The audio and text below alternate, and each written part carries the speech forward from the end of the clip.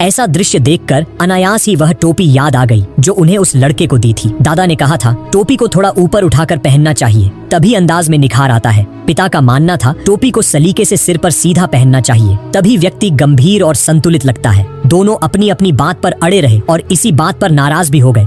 लड़का यह सब देख रहा था, उसने उनकी नकल उतारनी शुरू कर दी। कभी नाक को सिकोड़ता, कभी छोटी उंगली से कान खुजाता, मानो कह रहा हो हर पीढ़ी का अपना अलग अंदाज और तरीका होता है। इसी बीच जब उनकी बहस थमने का नाम नहीं ले रही थी, पूरा चांद अचानक कांपने लगा। एक विशाल उल्का पिंड तेजी से उनकी ओर बढ़ रहा था। दादा और पिता ने तुरंत लड़के को लेकर एक गड्ढे में शरण ली। जब सब कुछ शांत हुआ, उनके सामने एक असाधारण रूप से विशाल तारा था। दादा और पिता ने एक दूसरे की ओर देखा। उन्होंने इतना बड़ा तारा पहले कभी नहीं देखा था। वे समझ नहीं पा रहे थे कि क्या करें। उन्होंने हर तरीका आजमाया, यहाँ तक कि उनके सारे औजार भी टूट गए, पर वह तारा जरा भी नहीं हिला। जब वे फिर से इस बात पर झगड़ने लगे कि उसे कैसे हटाया जाए, लड़के ने धीरे से उस तारे को थपथपाया जैसे कुछ समझ गया हो। उसने एक औजार उठाया और अपनी पसंद के अंदाज में टोपी पहनी। जब दादा और पिता आपस में उलझे हुए थे, लड़का उस तारे की चोटी तक चढ़ गया। उसने हल्के से एक चोट मारी और वह विशाल तारा पल भर में असंख्य छोटे छोटे तारों में बिखर गया। दादा और पिता स्तब्ध रह गए।